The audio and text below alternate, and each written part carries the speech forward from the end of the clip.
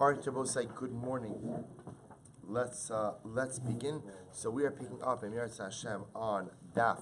Well, today's Daf is Lamed 30. We are picking up in Mirat Hashem on Chav Tes Amud Beis 29b. We're actually picking up at the two dots, which is 2, 4, 6, 8, 10, 12, 13 lines up from the bottom. So a lot to do today. Says the Gemara. So remember again, the Mishnah said that if you have vinegar that belonged to an Oved Kochavim, that belonged to an Akum, that was originally wine, so it's usher for a Yisrael to consume it and to get hana'ah from it, even once it switches over to vinegar. To which the Gemara says, Pshita, that's obvious, Mishum da'achmetz pakele isura. Both say, who cares if it turned to vinegar? Meaning at the end of the day, once it was wine, then what? Then it's asr as yayin esech. Even if it changes form, that isr still remains. So at the end of the day, what's the chiddush of the Mishnah? Ravashi ha'asah shmoyin. Both listen to this. Listen to the chiddush. Teaches us chometz shalanu biad ovid kochavim ein tzarech chosim besoch chosim. Both say what it teaches us is as follows. Tomorrow in Mirat Hashem, we're going to get a little bit more into the interesting sugya of chosim b'so chosim, which also means a double siman. That some items, when entrusted to an akum, require a double siman, a double sign, in order to ensure that what? In order to ensure that they have not been tampered with by the akum. So the Gemara teaches me over here as follows, which is that if I go ahead and I entrust vinegar, right, or our double wrapping, right? If I entrust vinegar, my vinegar, Jewish vinegar, my vinegar to an akum, I need not put it in a double seal. I need not give it a double chosim. One seal, in other words, I have to put something on it to ensure that it has not been tampered with, but it does not require a double seal. Why not? Imishom in suchi lomenaski, because Rabbi saying Oved Kochavim is not going to use my vinegar. He's not going to use any vinegar for his Avoda Zara, because they don't offer Avoda Zara. They don't offer vinegar to Avoda Zara, only wine. Imishom echlufe, and Rabbi say if I'm concerned about he's going to swap out my vinegar for his vinegar, kevan dika chosim lo tarachum azayif. Since Rabbi say there's a chosim, there's a seal there, it's not worth his while to tamper with this. And Rabbi say that he's only going to tamper with it if it's easy. Once he has to break a seal and then potentially reforge the seal, he's not going to tamper with it. That's the chiddush of the Mishnah. Rabbi say that if I go ahead and I give Jewish vinegar to the akum, all I need is one siman on the bottle in order to ensure that it has not been tampered with. I don't require two simonim. I'm going to be like shaninu yain mavushal she'ovei kochavim shai mitchilasa yain aser. Furthermore, we learned if you have yayin mavushal, we'll say wine that is mavushal. Now again, the discussion about what makes wine mavushal, we'll say, is a fascinating one. In other words, what type of heating, you know where this comes up? Moshe has a whole discussion about this when it comes to pasteurization. Right? Does pasteurizing ultimately go ahead and satisfy the criteria for mavushal? All right, the Meretz Hashem will have to find the time to discuss this. In any event, Rabbi Eli says, yain mavushal, if you have cooked wine of an Oved Kochavim, shay mitchilas yain, but in the beginning it was regular wine. Then the Oved Kochavim cooked it, aser. It is still aser for Jewish consumption because of yain esech. Pshita, the Gemara says, okay, it's obvious. Mishum de'ivshal pakele isura. Just because the akum cooked it, doesn't change that what? It was originally yain esech. Once you yain esech, always yain esech. So what's the chiddush? Ravashi ha'asah shmoinon yain mavushal shelanu. Oh, Rabbi say, what's the chiddush? The chiddush is if I entrust yain mavushal, cooked wine, to an akum, ein tzarech chosim b'so chosim. Rabbi say it doesn't need a seal within a seal. All it requires is one seal to attest to its integrity. Why? Imishum and suchi lomenaski. Rabbi say it's very important because if it's about Avoda Zara, I'm concerned that the akum is going to use it for his Avoda Zara. He's not going to use it for his Avoda Zara. Why, Rabbi say? Why? Because an akum does not use yayin mavushal, does not use mavushal wine for as Avoda Zara. So this is perhaps one of the most important halachas we have. That's why I both say again. Remember, if the wine again, we'll discuss ultimately the evolution of this halacha to go to the point where even if the akum touches the wine, it's problematic for Jewish consumption. But this is the idea that ultimately these prohibitions do not apply to wine that is mavushal. Why? Because wine that is mavushal was never used for Avoda Zara. And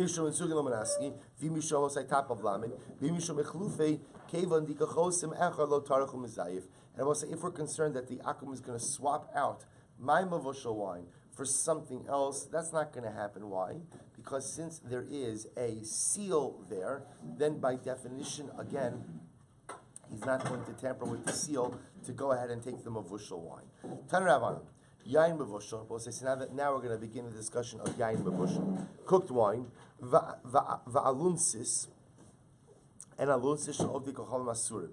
So we'll say, we're going to talk about what alunsis is in just a moment. Alunsis kibriasa muteres. I will say plain alunsis, ultimately again, is going to be mutter. Rashi says over here, alunsis kibriasa shelo haya yain mitchil biad ovi kochavim ela lacha asuyim yad Yisrael. We'll say if you bought already made alunsis from Yisrael, it's going to be permitted. Ve'izui alunsis. We'll say what's alunsis? Kidistan gabe Shabbos osin anumalin ve'in osin alunsis. The halacha is also in Shabbos that you can make anumalin, but you can't make alunsis. What are these things? Ve'izu anumalin. What's anumalin? Ve'izu alunsis. Anumalin, yayin udivash upilpulin. So we'll say anumalin is wine, honey, and peppers. Alunsis, yayin yashan umayim tsululin va'afar simon. So ultimately, again, what's alunsis? So we'll say it's old wine, clear water, and balsam oil. Why do you make it? The avdile lebe mesusa. Ultimately, we'll say it was actually used for people after they went to the bathhouse to cool down after going to the bathhouse. So the Gemara just this brisa, I should say, this Mishnah is talking about by Shabbos that you could consume these items. The Gemara seems to indicate that what? That alunsis Ravosai is problematic when purchasing from an akum. Why? Since it has yayin yashan in it, since it has wine, there's going to be an issue of yayin nesach. Rabbi of Rav Yossi Dorin Tarvayu. We'll say Rabbi and Rav Yossi both say as follows: Yayin mazuk ein bo mishum gilui. We'll say it's very interesting. Diluted wine. That's yayin mazuk, diluted wine. Now we'll say every wine is diluted. We saw this in our Pesachim days about what the dilution ratio was. So yayin mazuk means wine that is diluted even more than normal. Even more than normal. So we'll say, listen to this. We have another halacha of gilui mashkin, which is that you are not supposed to leave liquids uncovered overnight. Why? And a concern for snake venom. So now the Gemara says as follows. Rabbi Yosef says as follows. That if you have diluted wine, there is no issue of gilui. They will say when we say there's no issue of gilui, why? Because apparently snakes don't drink diluted wine. These are very, very fine, high-palated snakes over here. So the snakes don't drink diluted wine. So the Gemara says, therefore, there's no issue of gilui. Yain mevushal, ein ba mishum nisuch. Sooner again, Rabbi say, yain mevushal, wine that is cooked, there's no issue of yayin nesech. So meaning, if an akum were to go ahead and touch the cooked wine of a Jew, it would not cause any kind of problem. Okay, so we'll say the Gemara is lumping these two concepts together. Yain mavushal, yesho mishum gilui, and mishum gilui. So we'll say, so now the Gemara asks, okay, well, you told me yain mavushal has no din of yayin nesech, and yayin mazug, diluted wine, has no din of gilui. Does yayin mavushal have a din of gilui? If I leave mavushal wine uncovered overnight, is that a problem or not? So Tashma, Heid Rabbi Yaakov bar Idi al yayin mavushal shein ba mishum gilui. So let's listen to this. We're going to write. Rabbi Yaakov bar Idi says that wine that is mavushal, there is no problem of gilui. In other words, you can leave it uncovered overnight. Rabbi Yanai bar Yishmael. So listen to this. We'll say, fine. Rabbi Yanai bar Yishmael chalash. Rabbi Yanai got sick. All the gabe Rabbi Shmuel ben Zerud v'Rabbanan l'shalu yebe. Rabbi Shmuel will say, and the Rabbanan go to be mavakir chola. So they go to Rabbi Yanai to be mavakir chola. Yossi v'kami bariluhu. So ultimately, again, I will say, Rabbi Yanai goes ahead and poses the following question. Yain mavushal yeshu mishum gilui and mishum gilui. So we'll say literally again, Rabbi Yanai is sick. The other rabbanim are coming to be mavakir chola, and they ask the question. Rabbi Yanai asked the question: does yain mavushal, does cooked wine, is it subject to the laws of gilui or not? Can you leave it uncovered overnight or not? So Amr Rabbi Shmuel ben Zerud. Rabbi Shmuel ben Zerud said, "Hachi Amr Shimon Lakish." This is what Reish Lakish said. Mishum Gavar Rabba, in the name of a great man. Uman Rabbi say, who is the great man? Reb Chia. Yayin mavushal ein bo mishum gilui. Paskin that Rabbi say cooked wine is not subject to the laws ultimately of gilui. You can leave it open overnight because the snake is not going to touch it. Amrulei nismoch. So they said to him, the other rabbanim there said to him, can we rely on this? Machvi lehu Rabbi Yanai bar Yishmael. Rabbi Yanai bar Yishmael motioned to them, alai va'al savari. You could rely on it, and again, you could rely on it based on me and on my neck. Which also says another way of saying, yes, literally, it's on my shoulders, you could rely on it. Also listen to this Maisa. Shmuel va'avleit haviyasvi. Shmuel and Avleit were sitting together. And I was saying, now who's Avleit? Rashi points out over here. Rashi points out, Ovei Kochavim Haya. He wasn't Akum. But as we'll see, he was a very respectful Akum. So Shmuel sitting together with Avleit. Aisu Lekamaihu Chamra Mivashla. So they brought before Shmuel cooked wine, Yain Mavushal. Mashche Liyadeh. Avleit removed his hand. So listen to this derech. So Avleit Yakum goes there and sees the wine in front of Shmuel. What does he do? He moves his hand back, meaning to make sure that what? That he doesn't touch the wine. He doesn't want to ruin Shmuel's wine. So the Gemara says, Shmuel said, Avleit, don't worry. Hari Amru Yain Mavushal in Mishum Yain Esech. Don't worry about it, Avleit, because again, remember the rabbis already said that cooked wine is not subject to the laws of Yayin Nesech. That again, your touching of the cooked wine cannot render it unfit. We'll say one time the maidservant of Rabbi Chia left a bottle of Yayin Mavushal uncovered overnight. Also, Rabbi Chia, she came up for Rabbi Chia. She asked him, what's the halacha with this wine? So Rabbi Chia responds, he said to her, don't worry about it. The rabbi said that yain mavushal is not subject to gilui. So we'll say what we're beginning to see is yain mavushal really is exempted from a lot of halachas. Namely, it doesn't become yain esech. There's also no din of gilui. So we'll say what it turns out is the Gentiles don't want it. The snakes don't want it, so apparently it's only the Jews who are drinking the yain mavushal, which again is interesting musar in and of itself. So it says the Gemara the following: Shamei Rav Adavar Ava igli lechamra meziga. So let's listen to this. The shamis, the servant of Rav Adavar Ava, one time left uncovered this diluted wine overnight. Amrle Hari Amru yain mazik in b'mishum gilui, and again Rav Adavar Ava said, don't worry about it, because the rabbi said that diluted wine is not subject to the laws of Gilui. Amra Papa, lo amran ela demazik tuva. So we'll say Papa comments on this and he says that's only if it's really diluted, very diluted. Aval mazik velo mazik shasi. I will say if it's only a little bit diluted, the snake will still go ahead and drink it. So the Gemara says, really? Umazik velo mazik mishasi. Is that true that at the end of the day, even if it's diluted a little bit, the snake will drink it? Listen to this Maisa. We'll say one time Rabbi Bar Avuna was traveling by boat. And he had his wine with him. Right? You gotta take your wine with you. He had his wine with him. We'll say he saw a snake. There was a snake on the boat. That he saw making its way towards the barrel of wine. So we'll say Rabbi Bar Avuna sees this. He says to his servant, Sami eine didin shakil kali maya. So we'll say what happens? He told his servant, literally blind the eye of the snake, which we'll say is another way of saying, don't let the snake drink from the wine. So what did the servant do? He put some water into the barrel of wine. Or so we'll say he just put a little bit of water in to dilute the wine a little bit. And what happens? The snake turned around. Snake didn't want this wine anymore. So we'll say, what do you see from here? What you see from here is that even a little bit of dilution, see we just said before, just before, that it's only if it's very diluted that a snake won't drink it, but if it's just a little bit diluted, the snake will drink it. You see from here that even just a little bit of dilution causes the snake to turn away. We'll say first of the intermediate wide lines, Achaya masr nafshe, Ameziga lo masr nafshe. This is interesting terminology. For undiluted wine, the snake mamish will risk everything. The snake really wants it, will risk everything. Even will risk trying to get to the wine when there are humans around. For diluted wine, snake's not going to risk its life. And as well say, obviously a statement like this is their observation of snake behavior. Right? This is what they observed.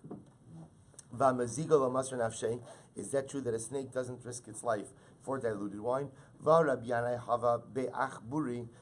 was one time, we'll say Be'ach Buri is a place. Formerly Barhedja Hava Be'ach Buri, others say it was Barhedja, it was by Be'ach Buri. They were sitting and drinking diluted wine. Pashlu Chamra Bekuba. And I will say there was some wine left in the barrel. Vitsaruni Beparunka. Or Parvanka, I should say. And I will say, what did they do? If you look at Rashi, Beparvanka, Kisu Shalbege Kashapi. And I will say, so what they did is they were drinking wine. There was some wine left. They tied a piece of cloth over the top of the barrel, just to cover up the wine. V'chazila huchiyua d'shakil maya. Listen to this. And they saw a snake that did something very intriguing. The shakil maya v'rama b'kuva kept taking some water, spitting it into the barrel. Ad demala b'kuva v'salik chamra iluya parvanka v'shasi, until he pushed the wine level over the top of the barrel, so that the liquid spilled over from on top of the cloth. So the idea is, it's a very committed snake, right? So the idea over here is that he keeps drinking water, spitting water into the barrel to raise the liquid level. Because remember, again, the top of the barrel is not solid; it's a piece of material. So if you spit enough water in there, the liquid will flow over, and the snake will have the wine. So we'll see. What do you see? You see from here that snakes drink even heavily diluted wine. Amri demazik ihu shasi. If the snake dilutes it, the snake will drink it. Demazigi achrini lo shasi. Someone else dilutes it, the snake's not going to drink it. But Rabbi say, if you think about it, by the way, it's an incredible musar.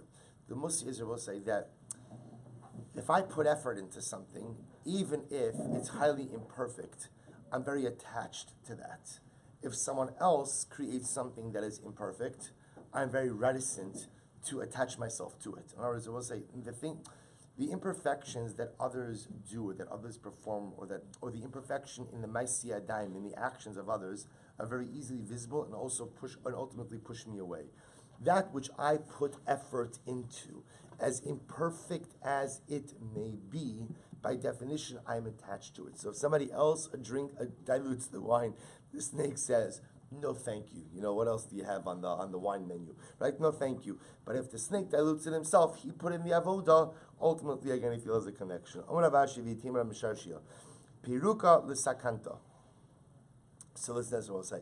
So Rashi says to Rabbi Shashia, literally, bro, will say, Piruka l'sakanta means, are you giving answers? Are you giving answers to sakana? Look at Rashi. What that means is, Piruka l'sakanta, l'davar shiyish bo sakana atabah l'taretz, v'lista rayo she'elam avin, v'ananismo chahani. So we'll say, Rashi says to Rabbi Shashia, I don't understand.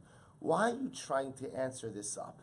If there's a possibility of sakana, it's asr. In other words, why are you making these crazy distinctions between very diluted, not so diluted, if the snake dilutes it himself, if someone else dilutes it?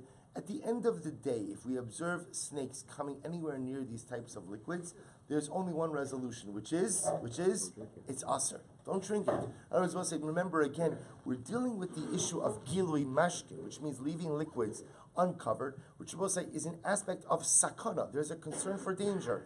Whenever there's a concern for danger, don't start giving reasons. Start giving terutzim, but just say that it's asr. We'll say, in general, we have a concept in halacha of chamira sakanta me'isura. That whenever there are matters of sakana, we always deal with sakana more stringently than we do with isser itself. Amar Rava. Rava says, Hilchasa. We'll say the halacha is yayin mazag yesho mishum gilui. We'll say diluted wine is still subject to the laws of gilui mashkin, which means I will say if you leave diluted wine uncovered overnight, you may not drink it the next morning. V'yesh bo mishum yayin esach. And I will say, interestingly enough, diluted wine is still subject to the laws of yayin esach. On the other hand, yayin mavushal, cooked wine, ein bo mishum gilui. I will say there is no issue of gilui. The snakes don't drink diluted wine, cooked wine, excuse me. Ve'ein bo mishum yayin esach. And I will say there is no law of yayin esach. And I will say this, as we know, is indeed halacha l'maisa. So if it's diluted wine, it is subject, I will say, to the laws of gilui and yayin esach. If it is cooked, yayin mavushal, it is not subject to the laws of gilui, of leaving it open overnight, nor is it subject to the laws of yayin nesech. So I'll say important halacha. There's a lot more to discuss with this in terms of, again, for us today, practically, it's not such an issue, because I'd say where it does come up, it comes up ultimately. See, today it's different, because today, if a wine is mavushal, it's labeled mavushal. So for us, this discussion about what determines bishul or not is not really something we grapple with. So in older days, what level of heat makes something mavushal? As I mentioned before, in Moshe's Tshuva, does pasteurization make something mavushal or not? So that was subject to much more dispute. Today, pretty much, it's spelled out for us. So I will say, again, a very important halacha, especially if one is entertaining non-Jews, they need to be very careful and ultimately go ahead and make sure that the wine that one is serving is mavushal in order to go ahead and bypass. It doesn't mean that a person can't serve non-mavushal wine even if it's mixed company, but a person certainly has to be careful ultimately, again, who comes in contact with the wine under those circumstances. I'm sorry? We still have Gila? We still have, there's a machlokes as to whether or not the din of Gilui Mashkin applies now as well. The Aruch HaShulchan says the din no longer applies because we don't live in rural areas anymore where there are just snakes around. But there are still those who feel that one should be makbid on Gilui Mashkin as well. Okay, Shameid Rav Chilkiah Bar Tuvi. Igalya Hahu Kista Demayas. Well, listen to this. The servant of Rav Chilkiah Bar Tuvi, one time, left uncovered a kista demaya, we'll say a jug of water. He left open a jug of water overnight. So what happens? So the Gemara says, V'chavenayim gaba, but he was sleeping next to it. So he left it open overnight, but he fell asleep next to it. Also, so he came over to Chilki Bar Tuvi. Amru emas yashin aleihem. You don't have to worry about it because snakes are scared of people even when they're sleeping. So the fact that you were sleeping next to the open jug of water, there's no issue of giloi because you're sleeping there. Also, literally, emas yashin means the fear of the sleeping one is upon them. V'hani mili, I'll say first of the widest line, v'hani mili b'yimama v'abalai lalo. Right, that's only true by day, but by night the snakes aren't afraid, and therefore there's an issue of giloi. V'lohi, and Rabbi says this is not true. Lo shna b'yimama v'lo shna b'alayla emas yashin aleihem lo aminan. We'll say the Gemara says it's not true. The snakes aren't scared of anything. They're not scared of sleeping people. And therefore, by definition, again, even if you're sleeping by the jug, one must be concerned ultimately again for Gilui Mashkin. Rav lo shasi mibe arma. So we'll say, listen to this. Rav would not drink. If you look at Rashi over here, Rashi says, mibe arma, not yet. Rav would not drink, Rav Osai, from liquids, from drinks, from a be'arma, from a house of an Arabian. We'll say Arabian is just a Gentile guy. Amr, those here be Gilui. This is why, because the Gentiles are not careful with the laws of Gilui Mashkin. So I also want to point out something very interesting to you. The concept of not drinking a liquid that has been left uncovered overnight, we'll say, if you notice again, is not an issue of, it's not an issue of halacha. It's not the pshat that there's something different about Jewish liquids, right? It's the idea of it's safety, it's sakana. So therefore, it will say on a technical level, it applies to Jew and Gentile alike. Therefore, again, the Gemara says Rav said he would not drink liquids from a Gentile home out of concern that they were not careful with the laws of Gilui. So the Gemara says, maybe al malto shasi, but he would drink from the home of a widow. Why? Amar sircha de gavra nikita. Because it will say that even though there's not a man in the house who would be versed in the halachos, again reflecting the realities of his time as well, that even though there's not a man in the house who would be knowledgeable of the halachos, we assume that the widow perpetuates the minhagim of her husband. And as such, again, we assume that when her husband was alive, he would have been careful not to leave the liquids uncovered. We assume that the almana is doing the same thing as well. Shmuel lo shasimi be'ar malta. Shmuel, on the other hand, would not drink water, ultimately, again, from the house of an almana. Amar, lesla imsa de gavra, v'lo mechasya maya. He was concerned that now that her husband is dead, maybe she's not as vigilant in just keeping up the halachos, ultimately again, of her home.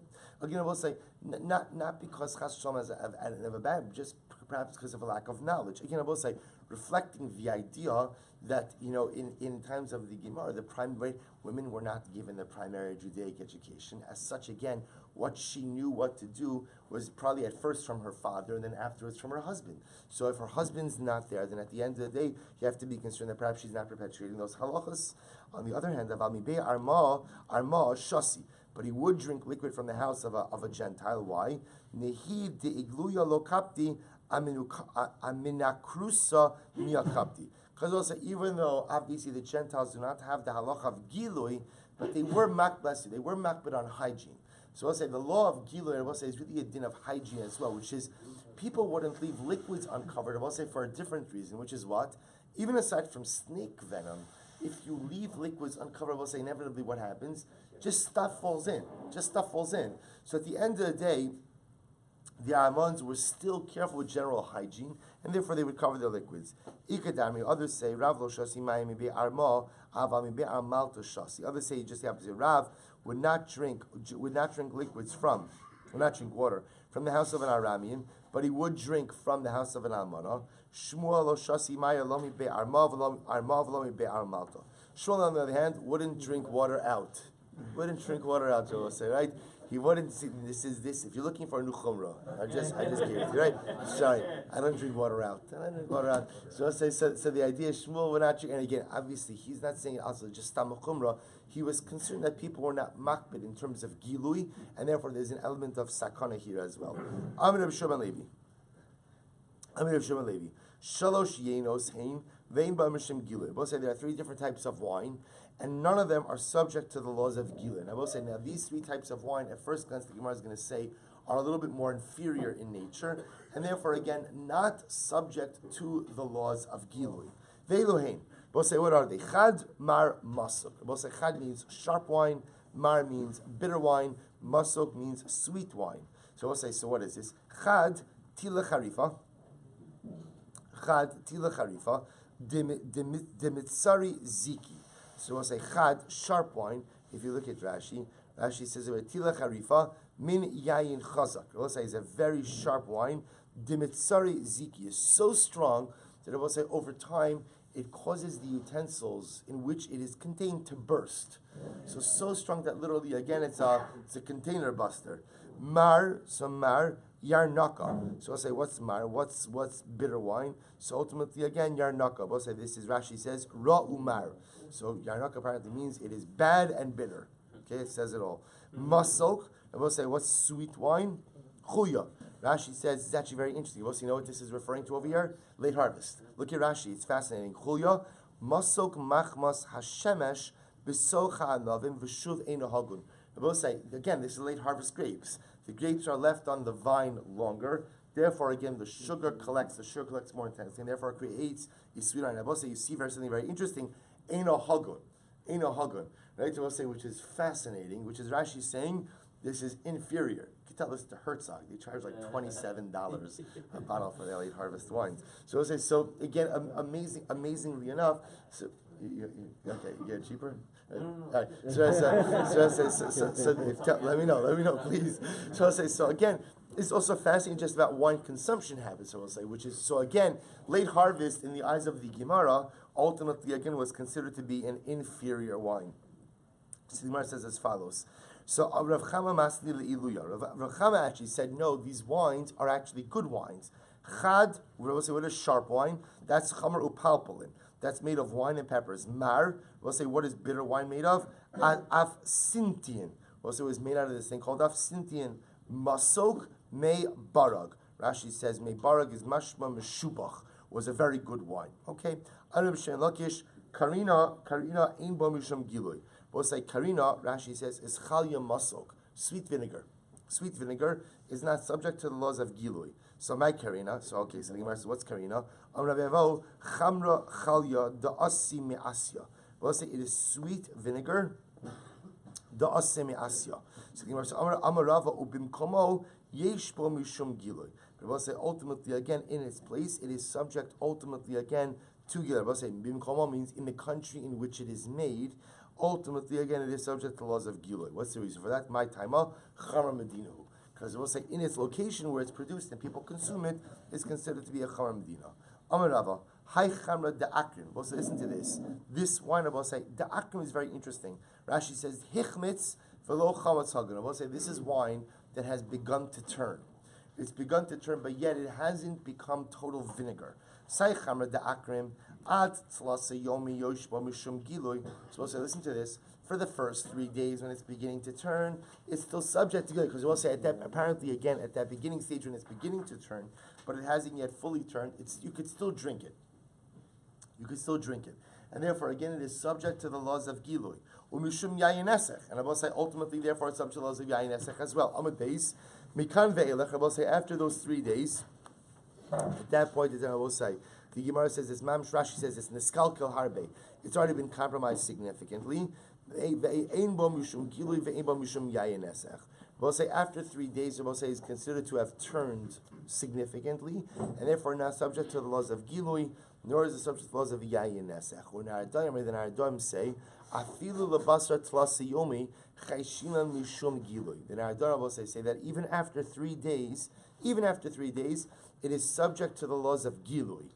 We'll say, what's the reason for that? My taima, zimnin mikri v'shasi. Because we'll say, sometimes it happens that a snake will go ahead and drink that. So we'll say, after 3 days, everybody will agree it's not subject to yayin nesech anymore because it's really no longer fit for human consumption. Apparently, there's just an opinion that says that it's subject to gilui because snakes ultimately again will still drink it. So it says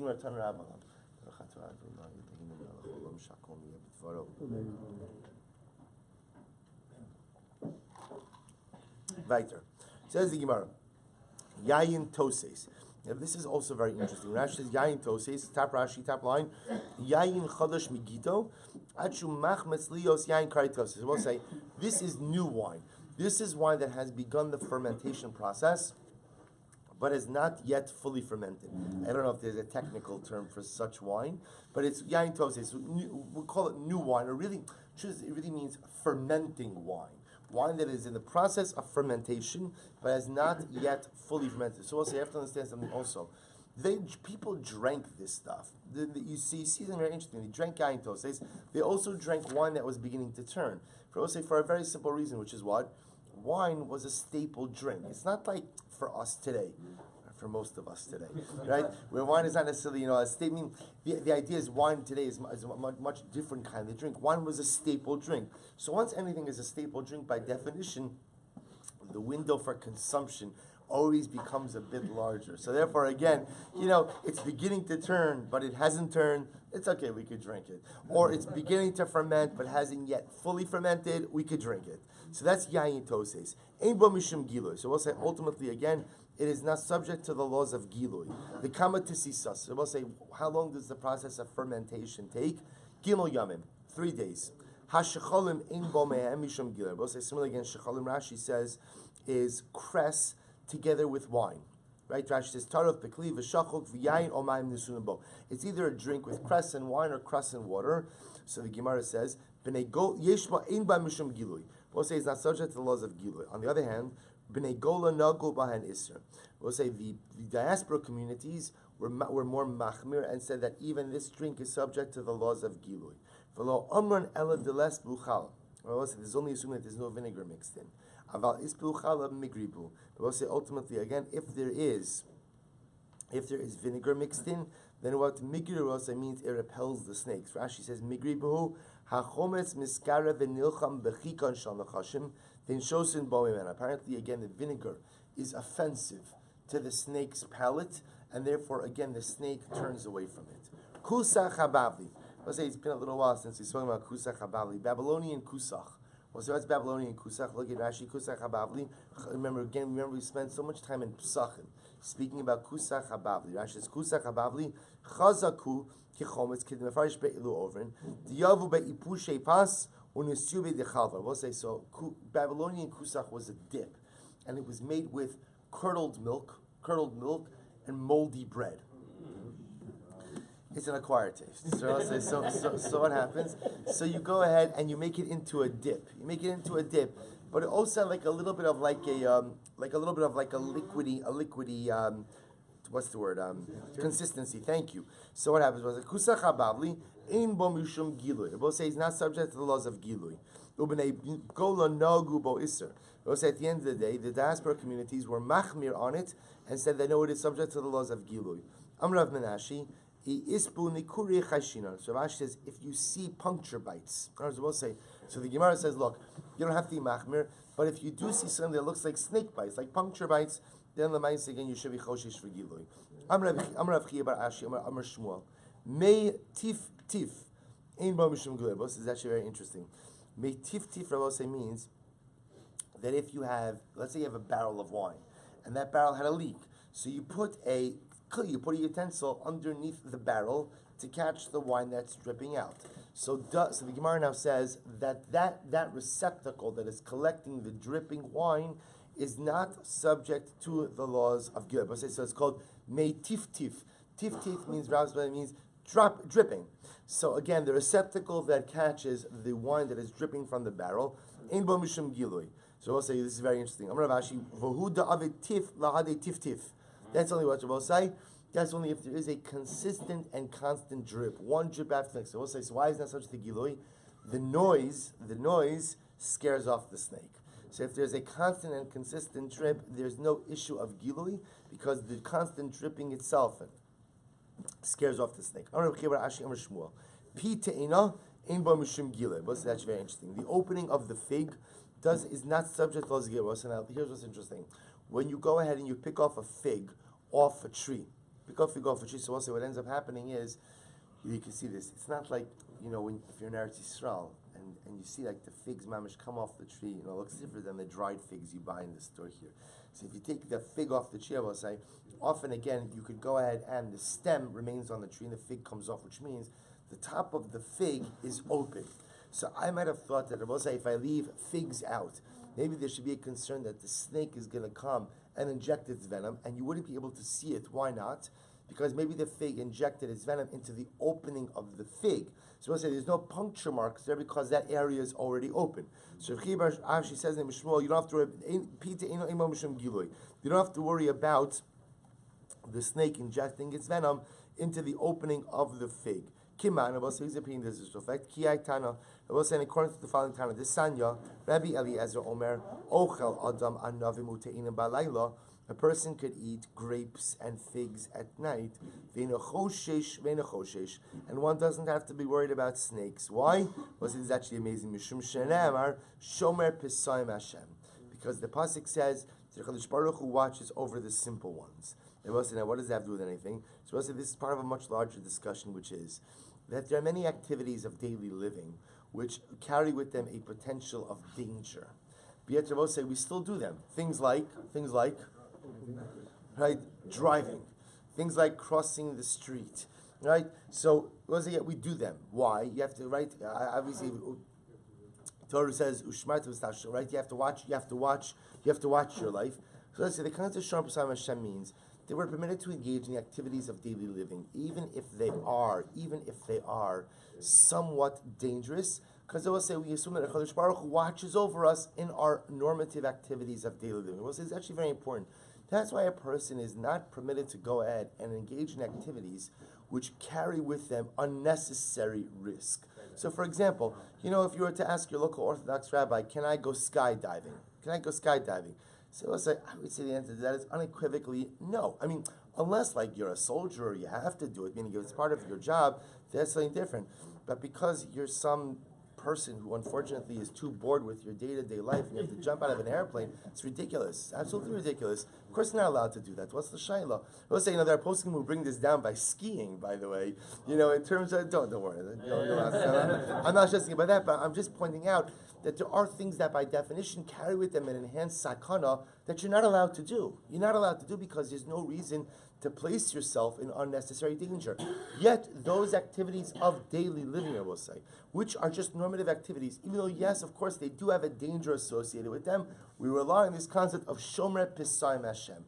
The Rebbe Shalom watches over the simple ones. The Gemara says, you're eating food, you don't have to be choshesh, ultimately, again, for the snake going in and taking a bite out of it. So the Gemara goes weiter. Amar of Safra Mishnah Rabbi Shua Deroma. So shlosha mine arasein. We will say there are three different types of snake venom, snake poison. Shel bacher. We will say so venom that comes from a young snake. Shokea sinks down to the bottom of the liquid. Shel benoni. The venom of I guess we'll call a middle-aged snake. Mifafeya kind of floats. The shel zokein, and I will say the venom of an old snake. Tsaf floats to the top of the liquid. The Memra, the Kama de Kashish, Kachish, and I will say, now the Gemara understands very interesting enough that this reflects the intensity of the venom. The youngest snake has the most intense venom, therefore it's quote unquote the heaviest, therefore it sinks to the bottom. The middle-aged snake has an in-between venom, therefore it floats. The old snake has the weakest venom, and therefore it floats to the top. To which the Gemara says, that to say, you tell me then that the older the snake gets, the weaker the intensity of its venom. What we learned, Shlosha Kozman Shemaskinin Gvur Mitosef. So we'll say there are three creatures, where as they get older, they actually get stronger. And what are they? Eluhain, dag, a fish, Nachash, a snake, and a chazer. So the Gemara says, well, so you see here that what? The snake gets stronger as it gets older, and as such, again, its venom should be more intense.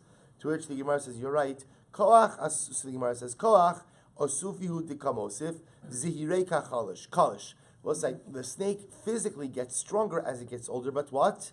Its venom gets weaker. So the physical vitality of the snake increases as it gets older, but the intensity of its venom gets weaker. Shalbacher shokea. So we'll say when we say that the venom of a young snake sinks to the bottom, lamai hilchasa, who cares? Or as we'll say, so like what is the ramification of that? Oh, I'll tell you why. Disanya, listen to this. Chavish in Iskala, we'll say if you have a barrel of liquid that was left uncovered overnight, even though 9 people drank from it, we'll saying what?